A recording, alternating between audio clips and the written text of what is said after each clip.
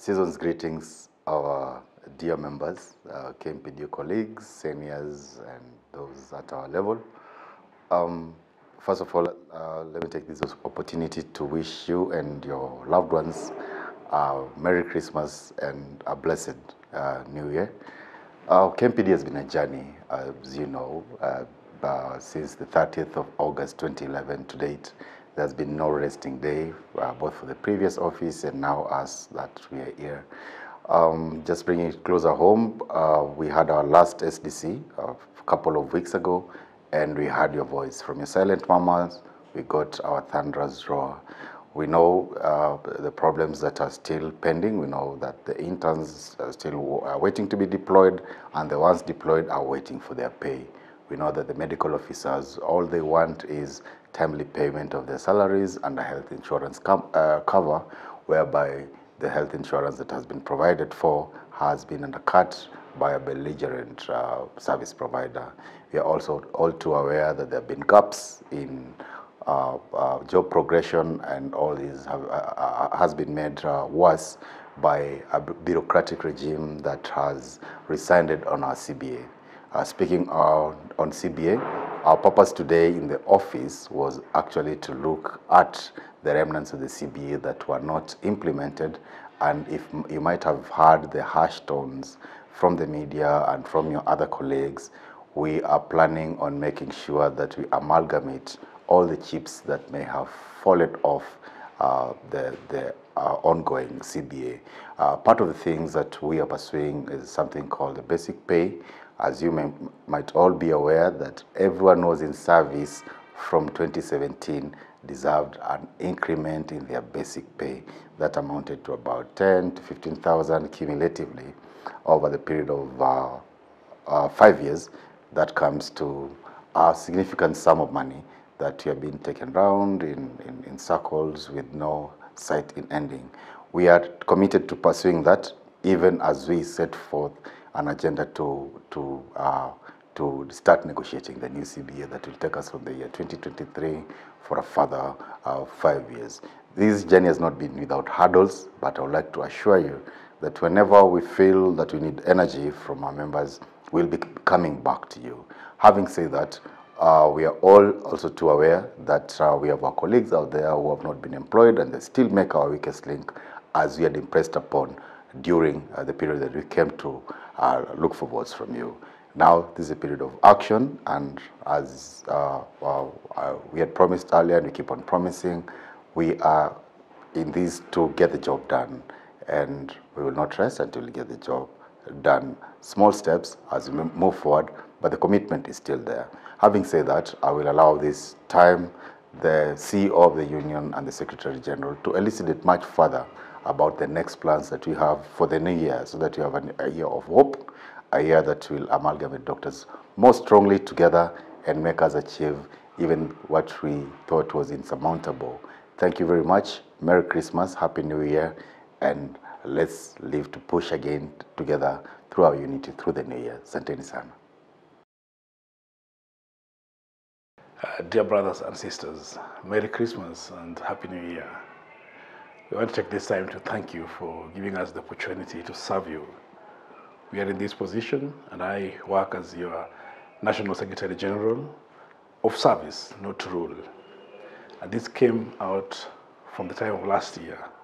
We have had a year that has been a lot of duties that will fulfill and ensure that your place of work is safe. We'll ensure that the issues and the things that were discussed and signed as a collective bargaining agreement in 2017-2021 are implemented, and that another collective bargaining agreement for 2021-2025 is in place, because this is the only document that is recognized worldwide as a document between the worker and the employer. It gives the power. It's constitutionally in our country. It's an ILO document. It's a document that, as a union, we have taken time to get, and now we have to, in all ways, protect it. This year, we had one of the best special delegate conference that members spoke. Members gave us a mandate, and they gave us clear-cut issues that they wanted us to implement. Number one, They want the CBA 2017-2021 implemented in total. And you want that the CBA 2021-2025 negotiated and also signed.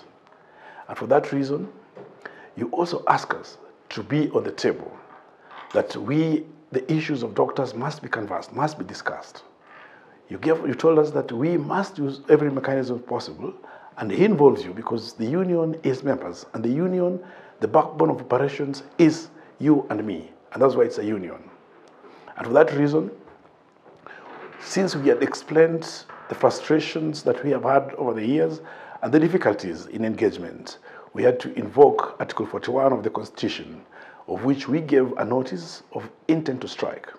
And the reason for the intent to strike is to be engaged. We gave a 30 days window, which is, as per law, enough time for engagement by the employers and employees. Yesterday, we had an engagement.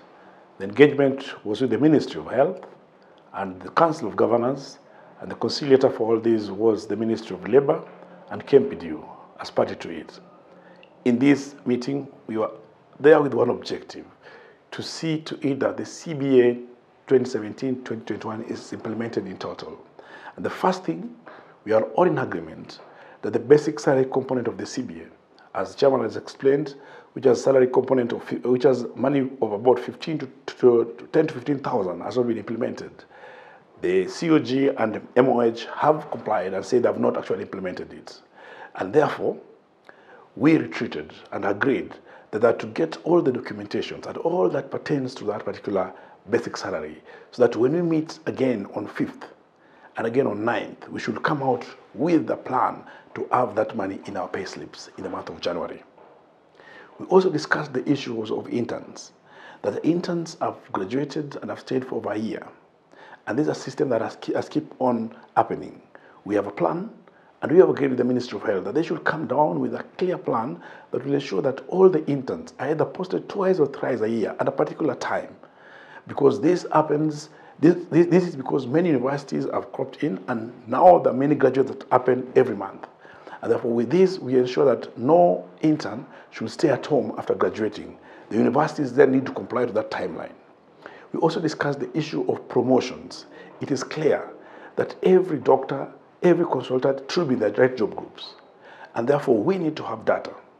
We need to work together with the branch leaders, with the liaisons, to see any doctor who has stagnated. We need to have that information and that name, because that needs to be promoted in the month of January when we are meeting. We also discussed the issue of postgraduate studies. There's no doctor who should be released to school and fees remain unpaid. We have discussed this, and the MOH is to come with a budget and to ensure that these fees are paid. We also discussed the issue of car loan and mortgages.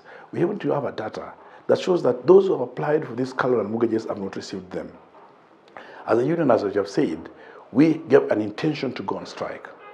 The intention that by 28th of this month, if you're not engaged, then we give a strike notice of 7 days to proceed on 7th.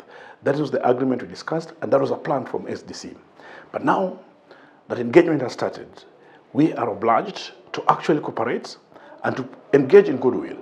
We have a timeline of 30 days that begins from 22nd, which is today, to 22nd, which is the month of January.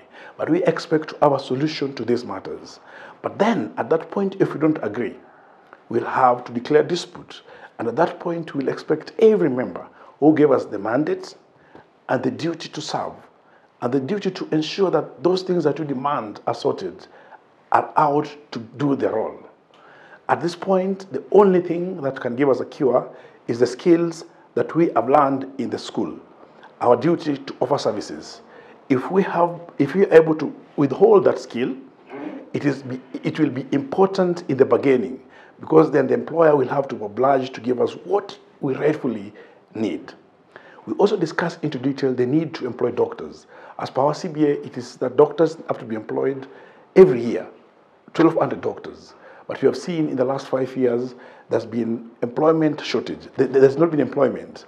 In the last 5 years, about 10% of the doctors who have graduated are the only ones who have been employed. And therefore, we have the ministry and the CUG has to come with a plan and a budget to ensure that our brothers who graduate, who finish internship, are employed. This will actually ensure that the union stands The services are offered in the hospitals and things are working. And therefore, it is now the prerogative that in our discussion, we are going to see how will the Ministry of Health and the Council of Governors ensure that we have enough doctors in our facilities rather than just working on a plan to employ and they don't employ.